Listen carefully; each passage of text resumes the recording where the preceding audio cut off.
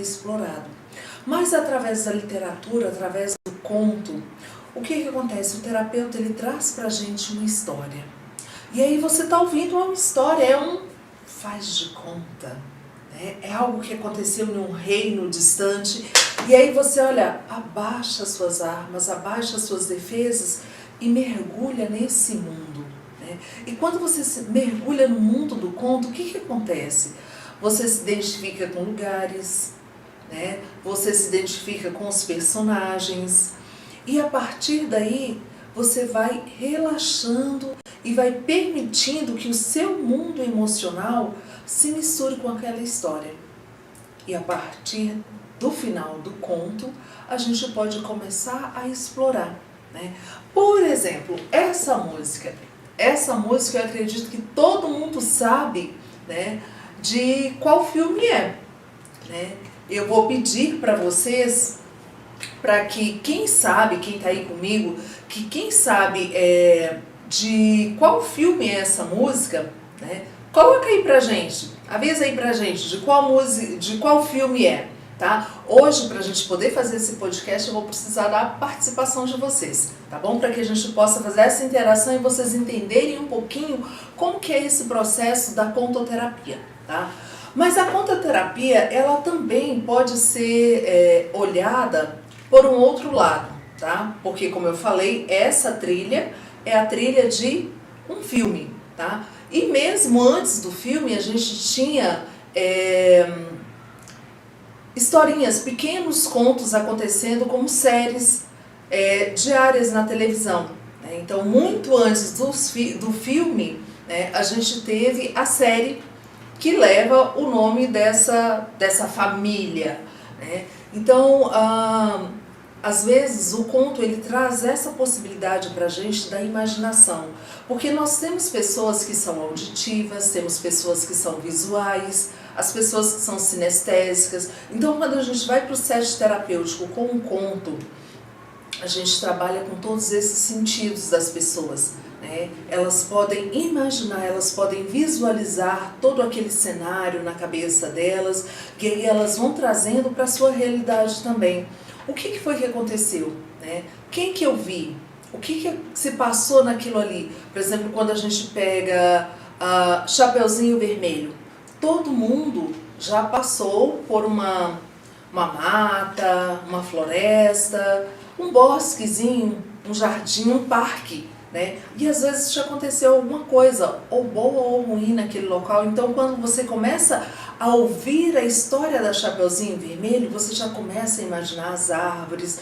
A sua imaginação vai trazendo coisas do quê? Da sua memória. E é por isso que o conto, ele nos ajuda a acessar esse material que está dentro da gente, que está lá bem guardadinho, tá? E aí esse material pode ser um material maravilhoso, de memórias maravilhosas, e pode ser um material também que vai falar um pouquinho das nossas dores, tá? Assim como os contos, a gente tem a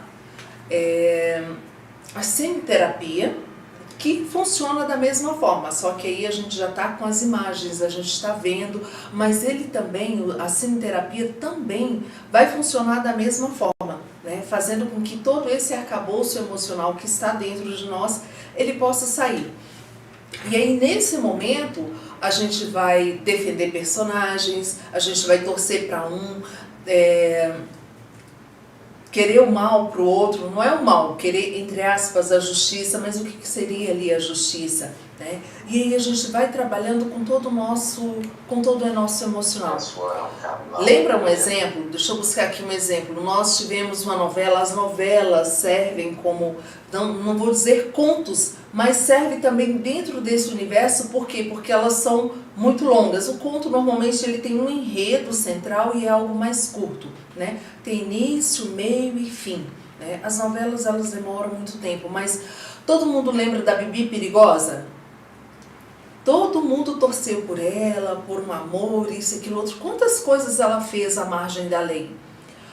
Fora daquele contexto ali, a grande maioria das pessoas teria olhado para ela e falado, é uma marginal, merece ser presa, merece ser punida. Por quê? Porque eu estou no meu contexto aqui, fora do lúdico, e aí eu vou pelo meu contexto racional. E aí eu digo que, não, essa mulher, nossa, ela explodiu um restaurante, ela fez isso, ela fez aquilo outro, ela fez várias coisas horríveis, né? Ela tem que ser punida. Agora, quando eu estou nesse contexto do lúdico, que alguém se familiariza com ela, com a história dela, que quer viver um grande amor, aí as minhas barreiras baixam. E para poder viver um grande amor, dependendo da pessoa, a pessoa acredita que tudo é possível, que tudo pode ser feito. Em nome de um grande amor, qualquer coisa pode ser feita. Então tem um atenuante para ela. Ah, não, ela fez isso porque estava apaixonada, ela fez isso para poder defender o amor dela. Percebe como é interessante? E aí a gente não vai vendo que nós passamos a ter 2 pesos e 2 medidas. Né? Então o conto ele vem buscando esses valores que nós temos. Né? E aí eu volto a frisar que a gente pode fazer isso através das histórias, ou podemos, da história contada, lida, ou podemos fazer isso através das histórias que tem nos animes, que tem nos filmes, tá? Que ele vem trazendo ali pra gente essa possibilidade. Tá? E assim, esse trabalho de contoterapia não saiu assim da cabeça de uma pessoa, não. Nós temos vários estudiosos, né, psicanalistas como Bruno Bettelin, que é um psicanalista, que ele estudou realmente esse efeito, o quanto que é importante o uso dos contos para quê? Para que a gente possa trabalhar questões como medos, os desafios emocionais. Se a gente for falar para uma determinada pessoa, como eu usei esse exemplo agora da Bibi perigosa, se a gente for falar para ela, não, você tem 2 pesos, 2 medidas, né? Lembrei inclusive de uma cliente que a gente trabalhando e ela tem muito isso, não, porque assim é muito radical e tudo mais, mas quando se a gente pega no conto e aí ela percebe que está defendendo outra pessoa, a gente consegue mostrar para ela essa dualidade, né? 2 pesos e 2 medidas. Então o Bruno, ele vem colocando muito isso, né? Que através dos contos nós conseguimos trabalhar os medos e os desafios que nos ajudam nesse processo de crescimento. Né? Nós temos o Joseph Campbell, ele ficou muito conhecido por trabalho com a mitologia e ele vem reforçando isso, né, de que a mitologia ela vai trazer para a gente esse comparativo, né, para que a gente possa conhecer melhor esse nosso universo. E aí a gente tem Jung, que também vai trabalhar essa importância dos contos. Né? Nós temos o Hillman, que fala que trabalhar com imagens, né, faz com que a gente relaxe, que a gente possa acessar esse material que está dentro da gente. Temos a Clarissa Pinkola, que é a escritora do livro Mulheres que Correm com os Lobos, né? Lá ela traz vários contos e ela fez um trabalho, esse livro, ele demorou 20 anos para poder ser escrito. Por quê? Porque através desse livro ela fez um trabalho com mulheres, comprovando tudo isso que assim, outros estudiosos aí já vinham indicando como sendo algo que a gente baixa realmente as nossas defesas para poder trabalhar, tá? Então, o Robert Johnson também é uma outra pessoa que reforça muito esse trabalho da contoterapia, né, e do cineterapia, porque ele fala que justamente através desse mundo da história, desse mundo do lúdico, a gente pode acessar e a gente pode compreender melhor, né, o nosso mundo pessoal, o nosso mundo emocional, o nosso mundo espiritual. Né, a Vitória está falando ali, assistindo animes, aprendi que vale a pena lutar contra os males da nossa própria mente. Isso mesmo, Vitória, quando a gente vai assistindo algumas coisas e com essa, não só passivamente, sabe, só recebendo, que eu falei agora há pouco da novela, né? Na novela, na maioria das vezes, a gente está só passivo, mas quando a gente olha, como Jesus, que foi um grande contador de histórias, fala com olhos de ouvir, ou olhos de ver e ouvidos de escutar, né? A gente tem essa capacidade de aprender mais. Por exemplo, naquele filme Soul, naquele anime Soul, aquele professor de música, ele tá lá bem triste, com aquela turma que não quer nada, né? E aí ele fala que ele gostaria de, eu não me lembro lá, acho que é Aretha, não sei, ele gostaria de tocar lá com aquela cantora famosa de jazz, e que se ele fizesse isso, ele podia morrer feliz, né? E aí ele vai lá, faz um teste com ela, surge uma oportunidade, ele vai e faz o teste com ela, e quando ele sai desse teste todo feliz, ele cai no buraco e morre, né? Então isso mostra quais são os nossos desejos. Será que era realmente isso que ele queria? Ou ele queria a possibilidade de estar ali com ela e de, a partir daquele momento que tocar com ela, ficar bem conhecido e ser um músico bem sucedido? Eu acredito que esse era o desejo dele. Mas ele não soube expressar isso, ele não soube reconhecer isso. Então, assim, quando a gente olha para os animes, quando a gente olha para a leitura que a gente está fazendo, né, a gente consegue ter essas percepções. Tá? Mas e aí, gente, eu pedi para vocês me dizerem essa musiquinha que a gente começou com ela. Você sabe me dizer de qual filme é essa música? E aí? Alguém? Tá? Deixa eu só... colocou isso aqui parado para que não tiver essa imagem, para botar a outra.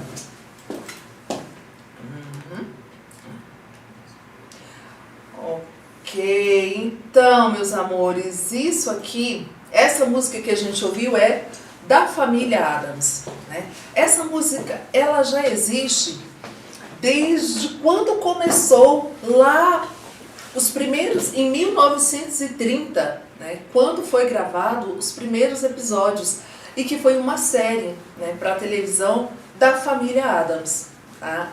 E quem é a família Addams? Por que ela começou lá? Ela começou, né, o escritor, Charles Addams, né, ele começou a escrever, ele começou fazendo tirinhas, né, tipo cartoons, contando pequenas histórias, ou seja, pequenos contos para o jornal, né? E aí ele publicava ali, e os personagens, eles não tinham nomes, só eram as histórias. Então era o pai, a mãe, o marido, né? E inicialmente era só o que depois ficou conhecido como Gomes, né? A Mortiça e os dois filhos, né? Que era o filho e a filha. Então o marido, a esposa, que era tratado assim, então as histórias aconteciam ali. Agora, por que essa família fez tanto sucesso? Começou lá em 1930 e até hoje, né, acho que foi o ano passado, foi o ano atrasado, foi lançado pela Netflix aquela série da Wandinha e foi um maior sucesso. Por que essa família faz tanto sucesso? O que ela tem a ver conosco?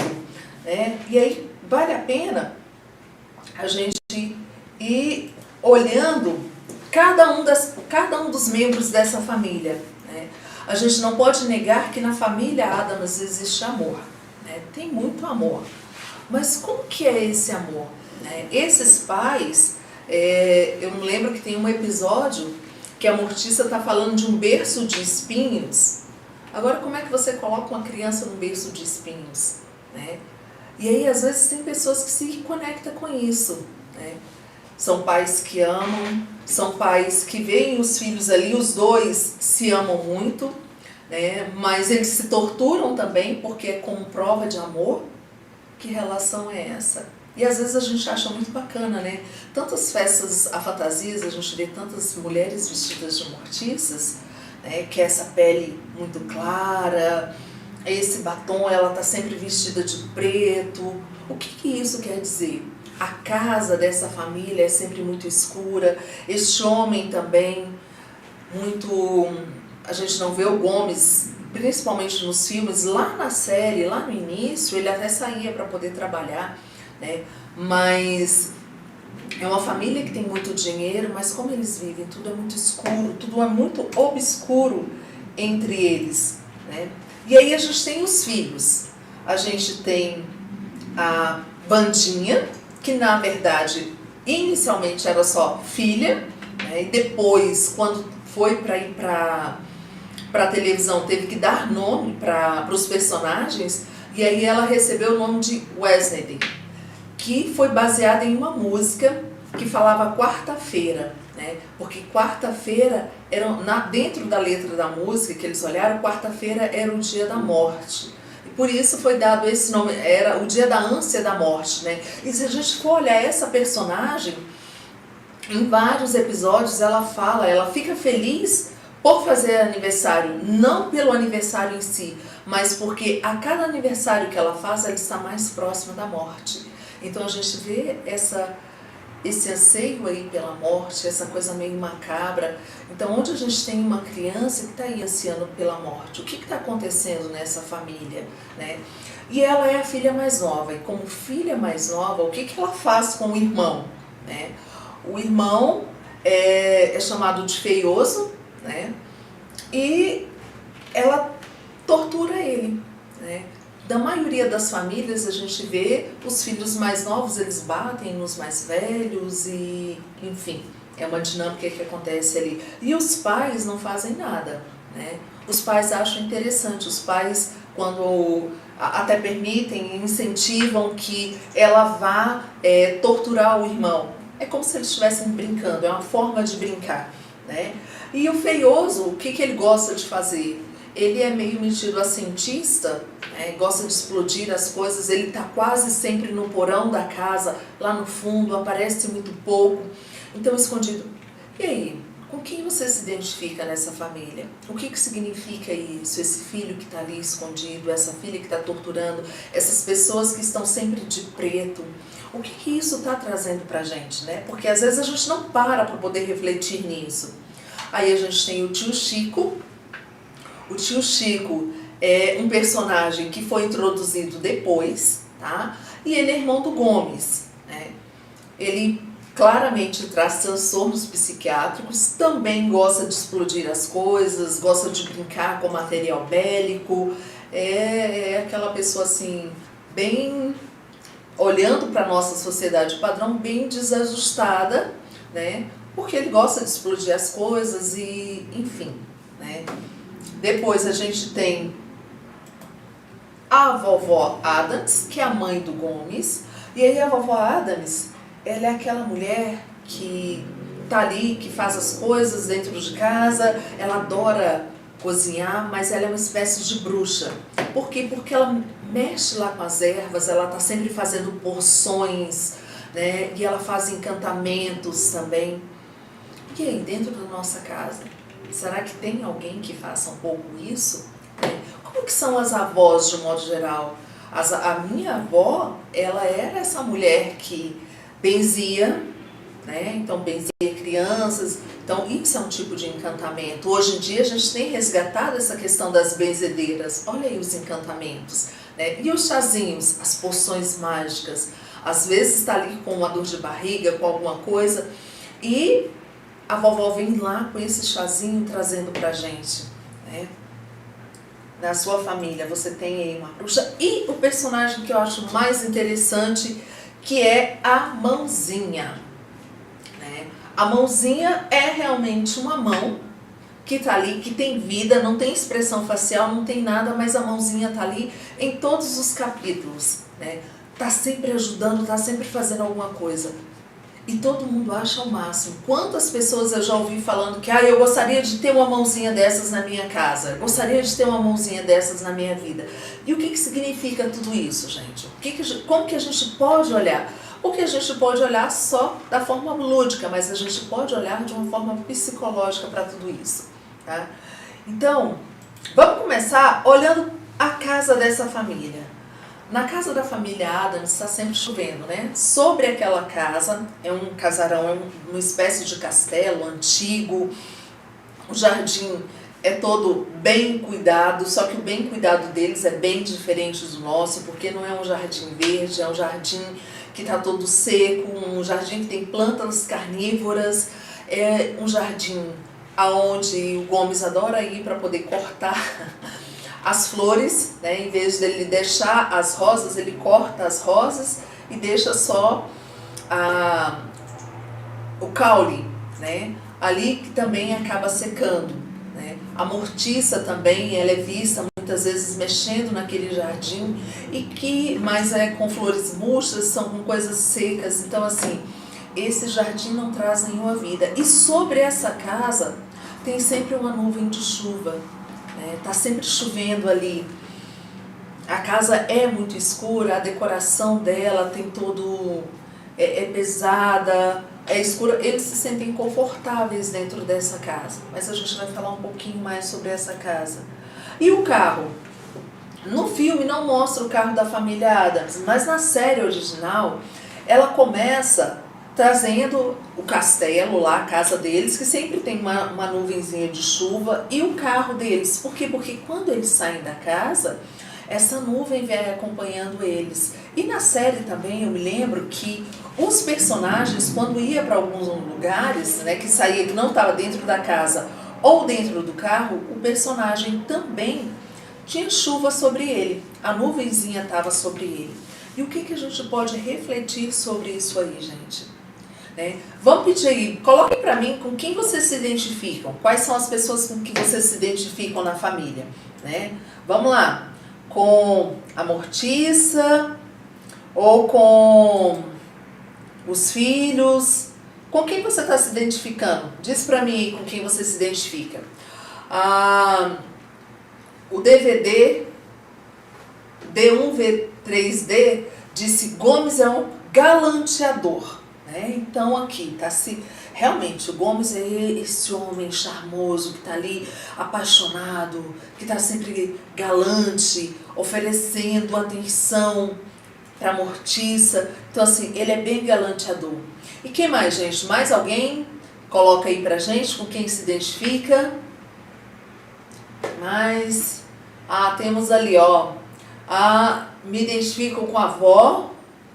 Tem o outro falando que se identifica com o Luiz, está falando que se identifica com a mãozinha. Né? Então vamos começar, gente, olhando pela casa, tá? A casa, essa casa que sempre está chovendo em cima dela, né? A gente pode olhar a chuva como o quê? De repente a gente pode olhar a chuva como lágrimas. Uma casa que é escura, uma casa onde nós temos uma família inteira, que a gente tem pai, tem mãe, tem vó, tem um tio, tem irmãos, mas é uma casa escura. Como é que uma pessoa fica quando ela está com depressão? Ela gosta de claridade, ela gosta de tudo arejado? Não. Quando a pessoa está com depressão, ela gosta de ambientes mais escuros, as coisas fechadas. Será que essa casa não se remete um pouco a isso? A um ambiente depressivo? Né? E essas pessoas, como que elas estão? A casa deles é fria, muito fria. Embora haja amor, como que é a demonstração de amor dentro dessa casa? Essas pessoas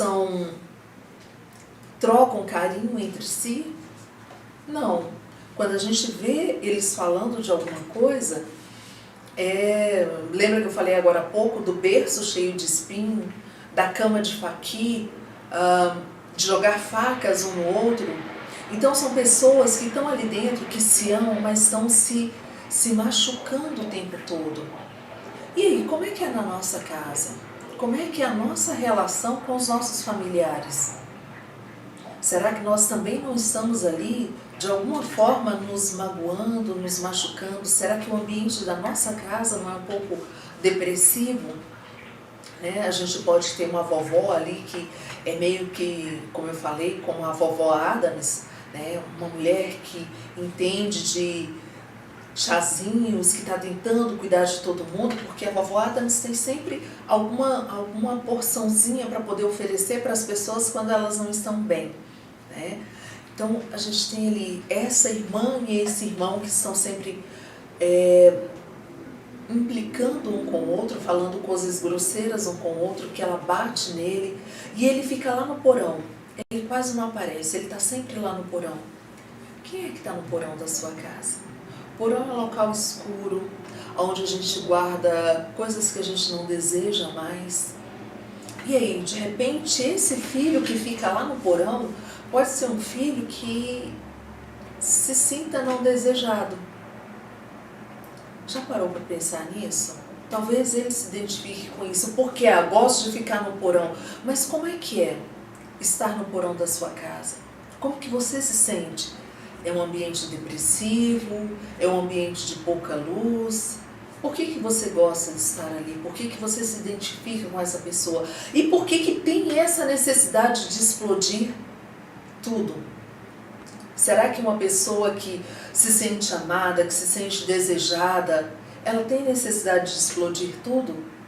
Normalmente não, né? Ela tem a necessidade de trazer alegria, de mostrar a luz, até que ela fique em algum momento no escuro para poder pesquisar, para poder fazer alguma coisa, mas ela não está só nesse ambiente, né? E aí é interessante a gente olhar pro tio Chico e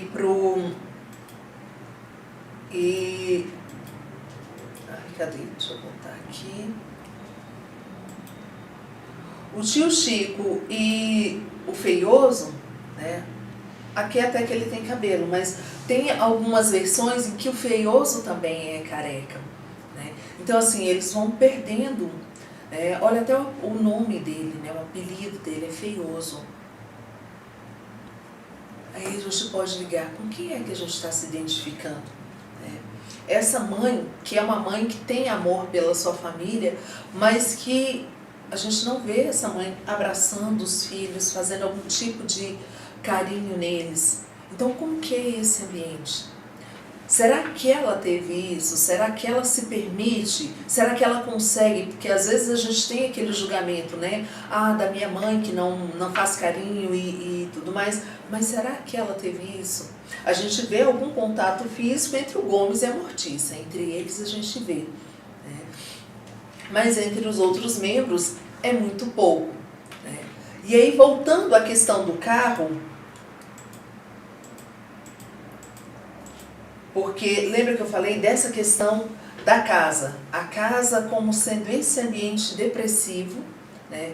Uma pessoa que ela está depressiva, ela não importa se ela está em casa, se ela sai. E é interessante isso que eles trazem aqui, esse carro com essa nuvem de chuva em cima. Por quê? Porque para onde você for, você vai ter levando essa depressão, você vai ter levando todos os seus problemas para onde você for.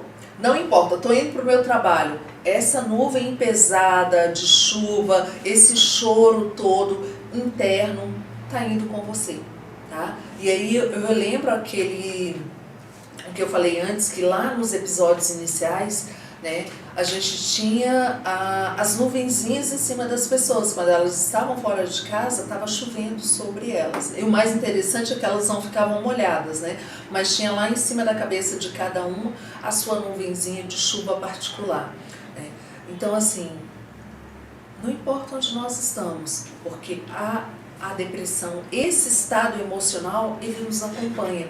Tá? E aí vai transformar, às vezes, um ambiente que estava iluminado, um ambiente alegre. Quando nós chegamos, não é que todo o ambiente vai ficar, mas eu vou levar as minhas emoções junto comigo. E aquele ambiente ali, por mais iluminado que ele seja, eu não vou ter talvez essa percepção, ou pelo menos eu não vou ter a percepção completa daquele ambiente.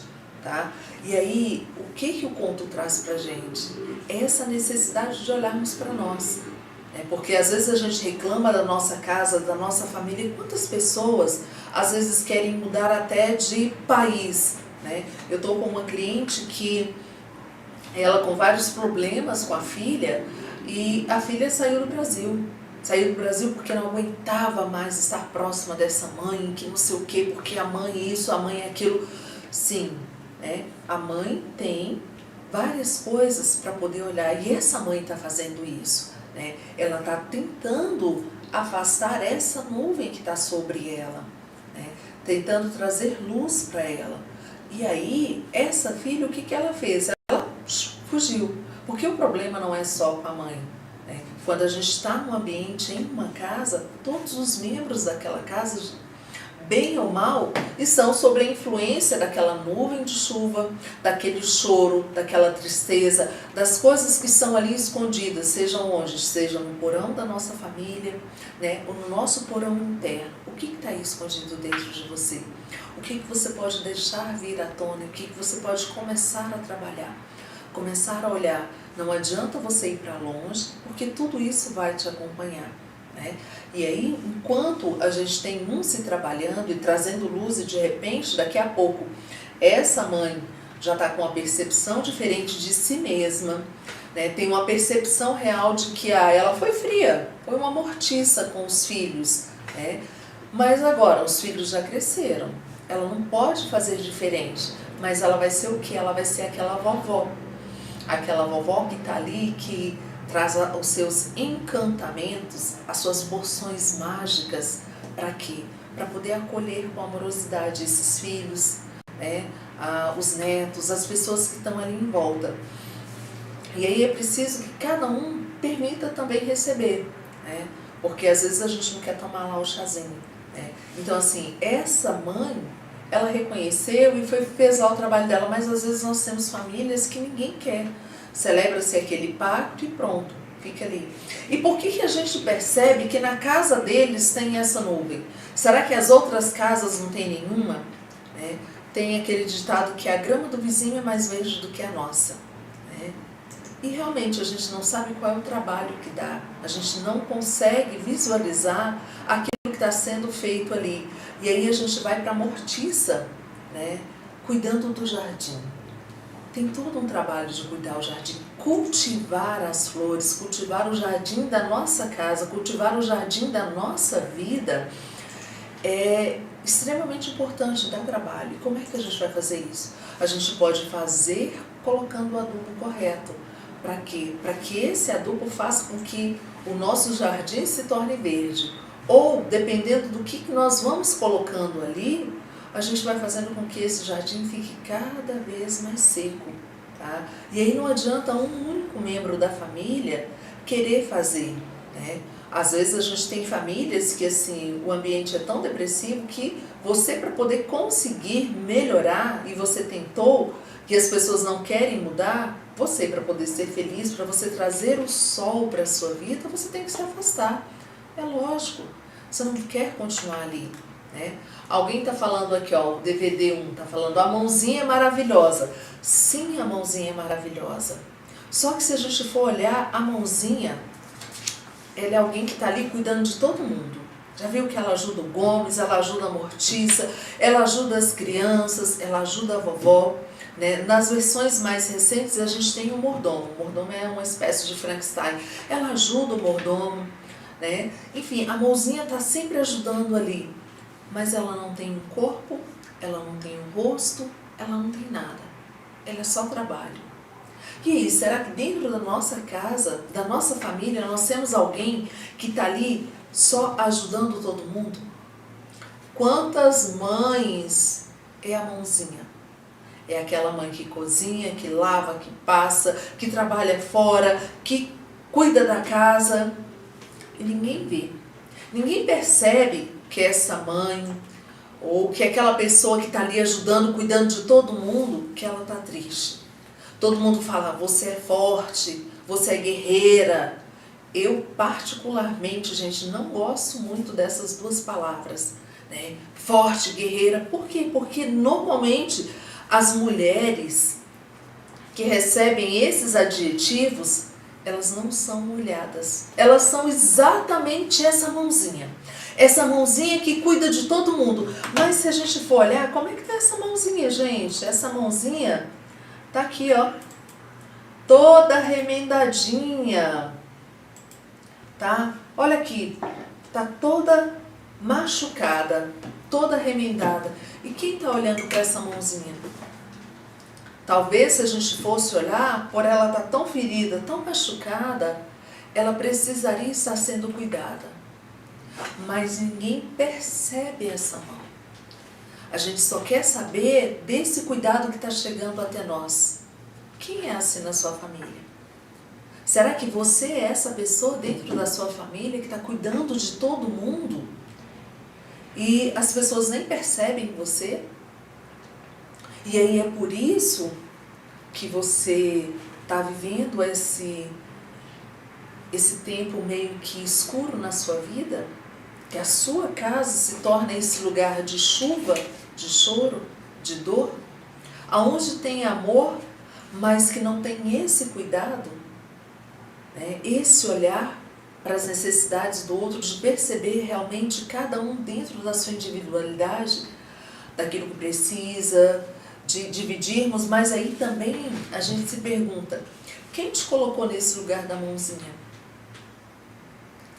Alguém te colocou lá ou você, buscando ser reconhecido, buscando amor, né? Você se colocou nesse lugar? O Bert Helling, ele nos fala de que cada um, quando chega na sua família, né, a gente chega lá, nasceu, opa, o que tem aqui? No que eu posso ser útil? E aí a gente vai assumindo, no que eu posso dar uma mãozinha?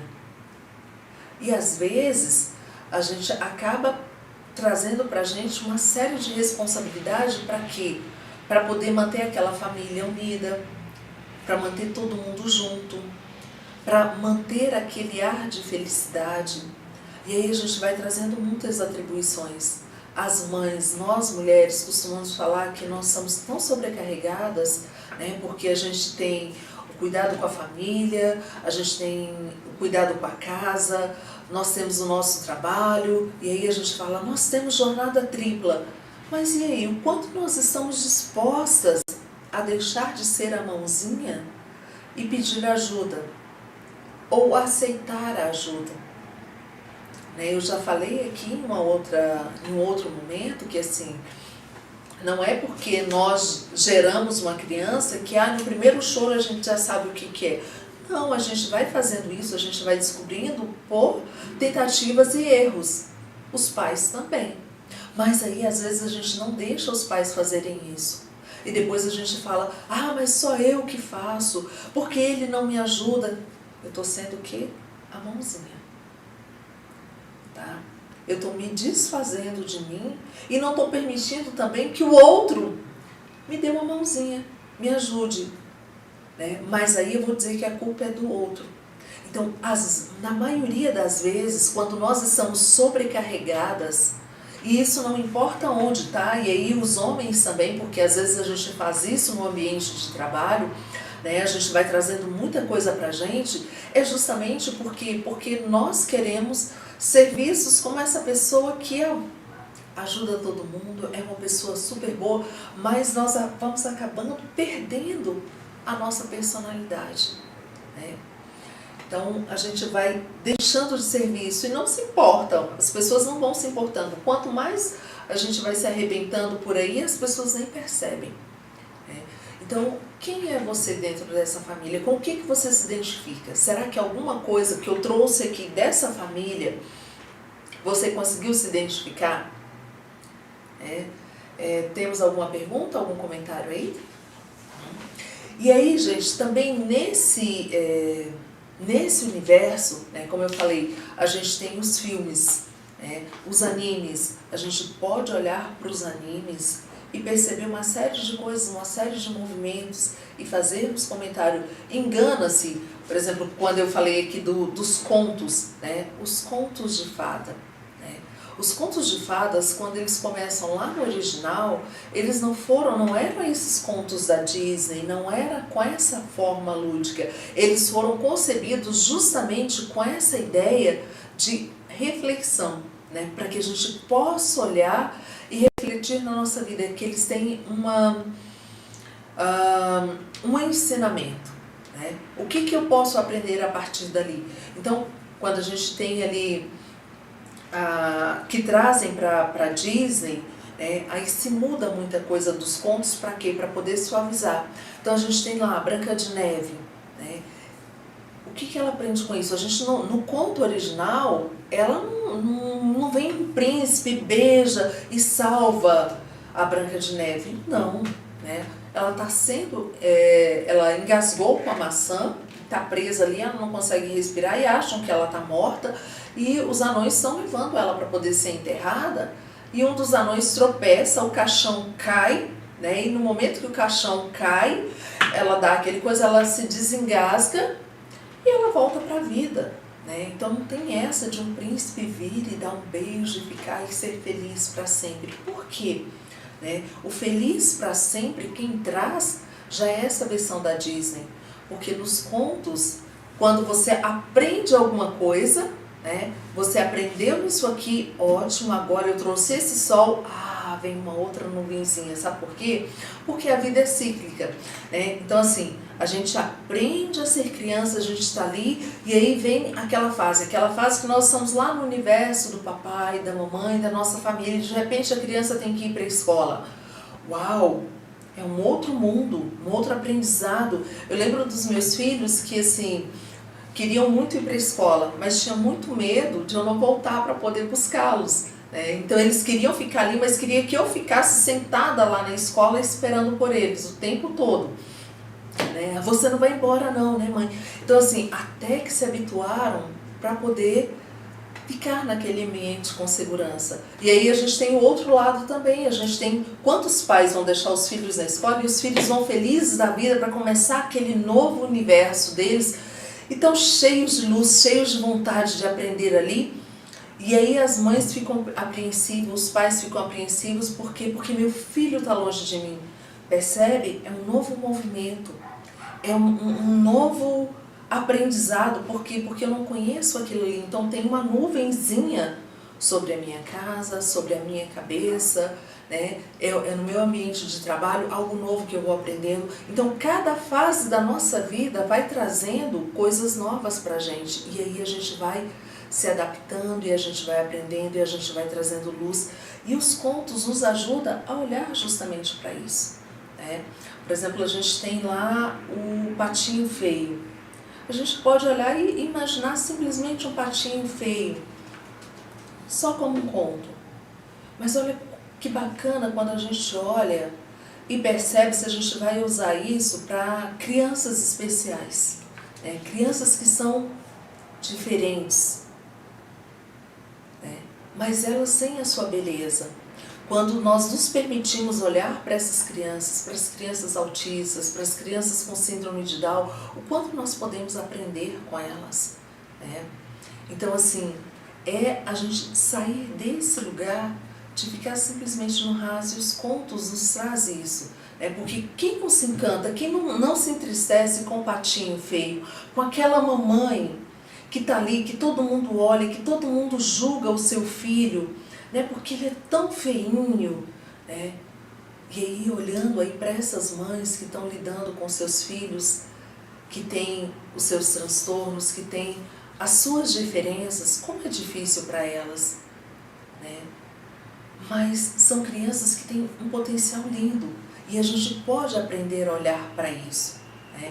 Então, eu gostei de olhar para a família Addams e perceber exatamente isso, porque em vários momentos da nossa vida a gente vai ter exatamente isso, né? A gente vai ter esse momento da sombra, que vai estar ali, que a gente não está entendendo muito bem, que a gente precisa olhar para dentro de nós, perceber aquilo que nós estamos sentindo e buscarmos a melhor forma de trabalhar isso, né? E aí vem o sol, é como se a gente abrisse a janela e vem a luz e a gente experimenta, mas aí vai vir um outro momento que a gente vai precisar aprender alguma coisa. Cecília, querida, tudo bom? A Cecília está dizendo aqui, diz que no cinema, que o cinema é uma janela para a vida. Poderíamos dizer que os contos, as histórias são janelas para a alma?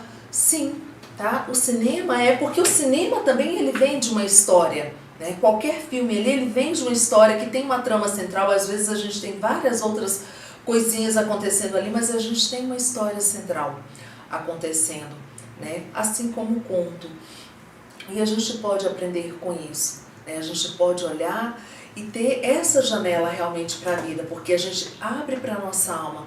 O que isso pode fazer? Porque assim, a gente não pega nenhum livro, a gente não vai assistir filmes que não conversam conosco, né? Ou seja, tem gente que adora terror, né? Filmes de terror, eu não gosto. Tem gente que adora comédia, né? Eu adoro comédia, adoro animação.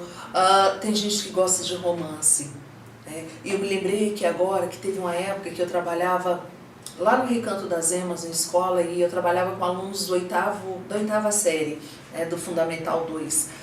E, gente, eram duas turmas, não eram grandes, mas era muito difícil de trabalhar com essas turmas. E aí a gente conversando com o psicólogo, eu e a professora de português, E aí ele falou assim, por que vocês não pedem uma redação? Né? Aí a gente, realmente, vamos pedir uma redação. Aí nós pedimos para eles uma redação que seria um trabalho interdisciplinar, ia valer nota para as duas matérias, português e matemática, no qual eles iam falar da família. Ou iam falar da própria família, ou a família que eles desejavam ter. Né? E, gente, foi fantástico, sabe? Foi fantástico. A gente fez isso no início do segundo bimestre, e assim, o primeiro bimestre tinha sido um arraso. Né? Português e matemática são as matérias que a grande maioria dos alunos tem problema, ou nas duas, ou pelo menos em uma das duas. E a partir desse momento que nós pedimos essa redação, com esse foco, o tema era família. Né?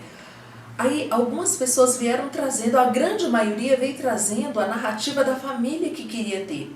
Então, se eu quero alguma coisa, significa que eu não tenho. Né? E aí eles vinham trazendo justamente uma família aonde o sol, onde a casa, tinha sol naquela casa, porque na deles não tinham. A grande maioria dos alunos estavam passando por situações de abuso, sabe? Então assim, foi fantástico. Tinha uma das alunas que era assim, que dava mais trabalho, e tinha dias que ela estava pior do que nos outros dias. Nós descobrimos a partir dessa redação que o pai dela, ele tinha tentado abusar dela. E a mãe dela botou ele para fora de casa. Foi registrar a ocorrência, mas infelizmente a nossa justiça só registra se tiver acontecido as vias de fato. Como a mãe havia chegado e não tinha permitido, não tinha como registrar a ocorrência. E nos dias que essa menina estava mais atentada, eram dias que o pai dela estava rondando a escola para poder tentar pegá-la. Né? E aí ela tinha um namoradinho lá que era cobrador do ônibus, a última viagem que ele fazia era a viagem que ela estava voltando da escola. E aí esse rapaz saía do trabalho, antes de ir para o outro trabalho, ele ia até a escola, porque aí também nesses dias que ela estava muito agitada, ela não ia embora. Né? E todo mundo ficava incomodado com isso, e nós brigávamos com ela, gente, imagine isso, nós brigávamos com essa garota. E aí esse rapaz ia até a escola, pegava ela, e levava e deixava na casa dele junto com a mãe dele, para que ela ficasse em segurança. A partir do momento que nós entendemos isso, a gente pode tirar essa nuvem de chuva que tinha na escola. Por quê? Porque nós fomos acolher essa garota. Nós fomos acolher todos aqueles alunos que tinham algum tipo de trabalho. Tá? E ela não colocou isso na redação.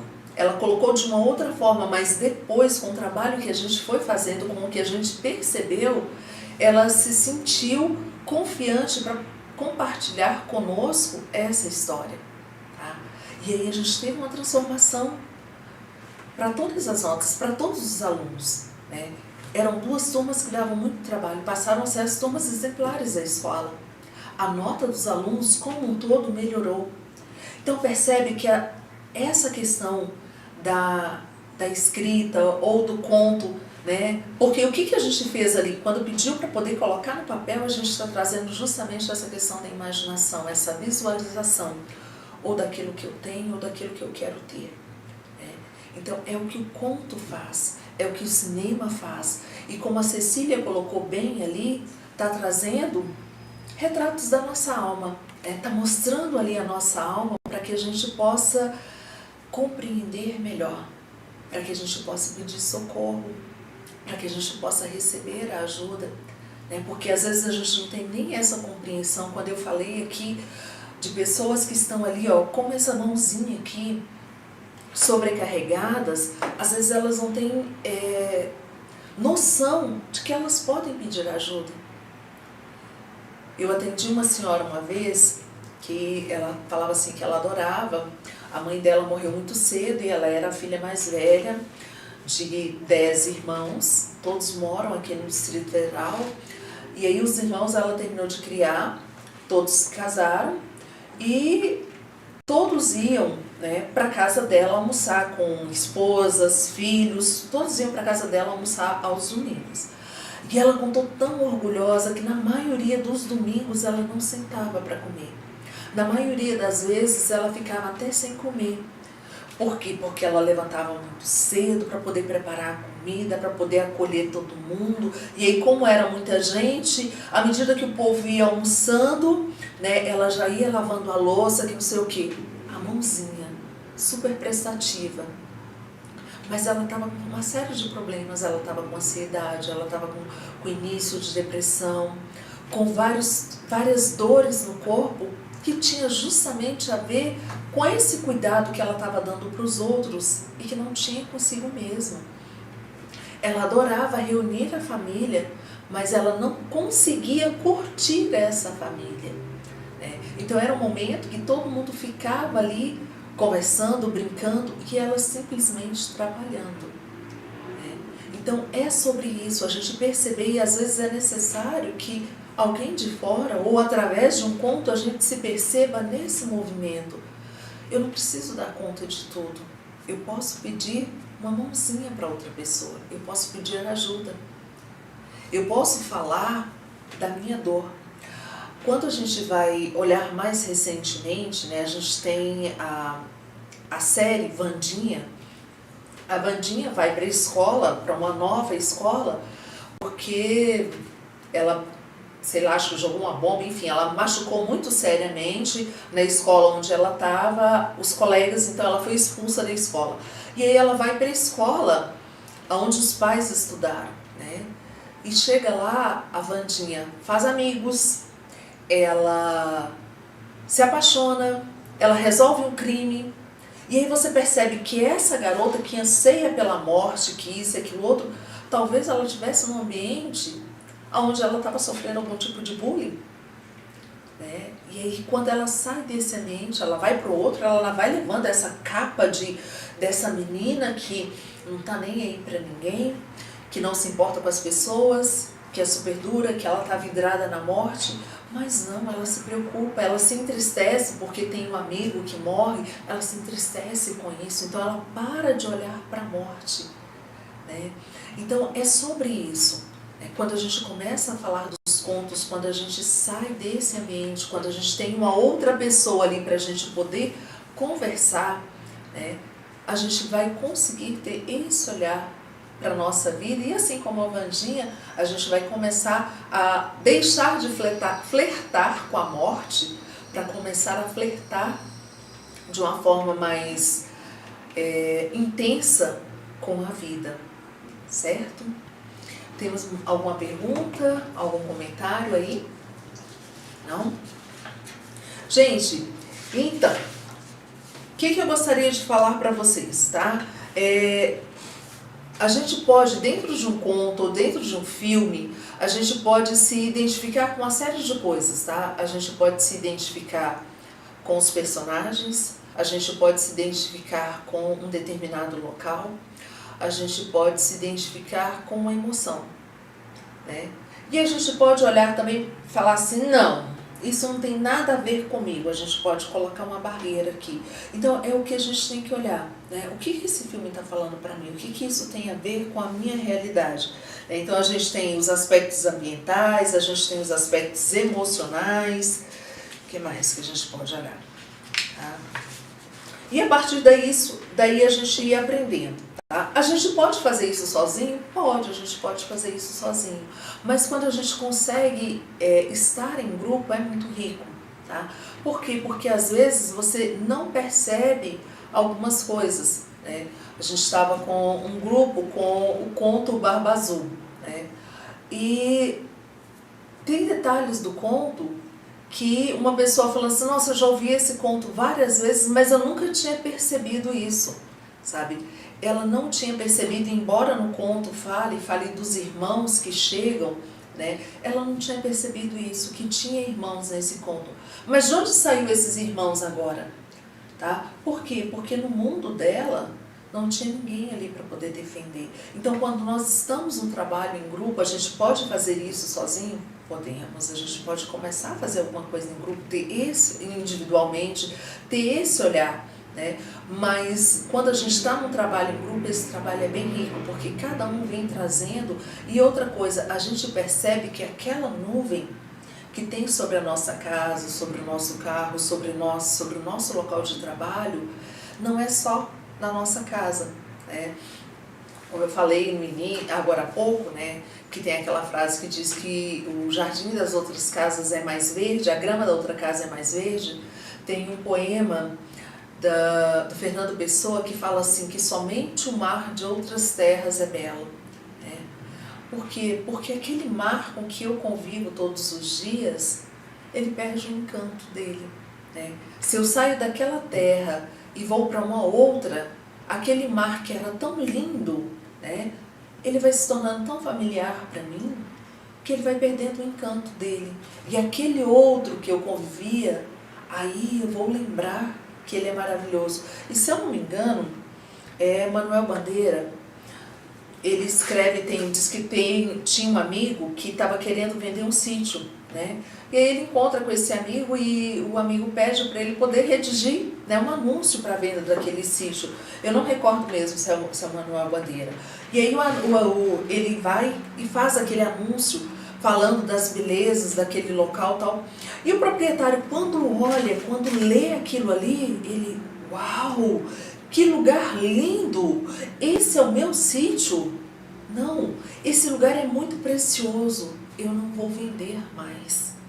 E às vezes é sobre isso, tá, gente? Sozinho, nós não conseguimos perceber a nossa beleza. Nós não conseguimos perceber o nosso encanto, mas no grupo, junto com outras pessoas, a gente vai percebendo que assim, a minha roseira tem espinho, mas as outras roseiras também têm espinho. Mas as rosas são mais belas do que os espinhos. E aí a gente vai percebendo que os espinhos até são uma forma de proteger para que aquela rosa continue ali, para que ela possa se abrir, para que ela possa trazer todo o esplendor dela.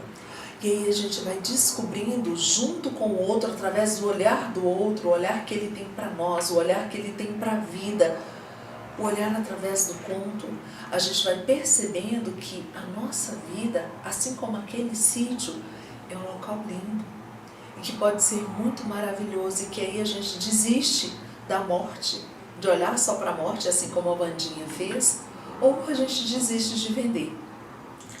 Ok? Então, gente, é isso. O que eu tinha para falar para vocês a respeito de contoterapia, né?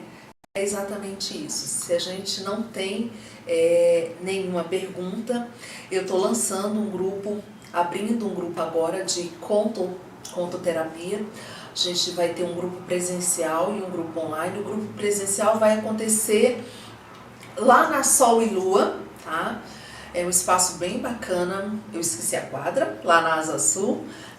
E se vocês quiserem participar, no dia 13 nós vamos fazer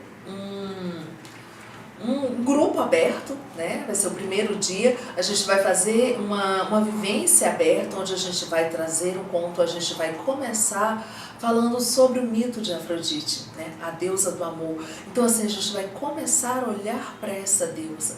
A gente precisa de amor, a gente precisa de sedução na nossa vida, mas será que é só isso? Então a gente vai fazer essa aula aberta, e quem desejar, né, continuar conosco, né, a gente vai seguir com o grupo às terças-feiras, tá?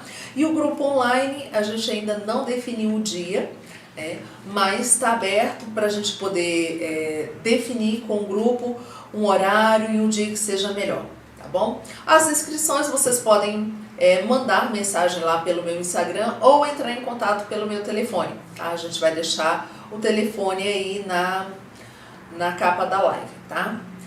E mais uma vez eu vou pedir para vocês, se inscreva no nosso canal, deixe o sininho, se você gostou, mande para os amigos, se você não gostou, mande para os seus inimigos, tá bom?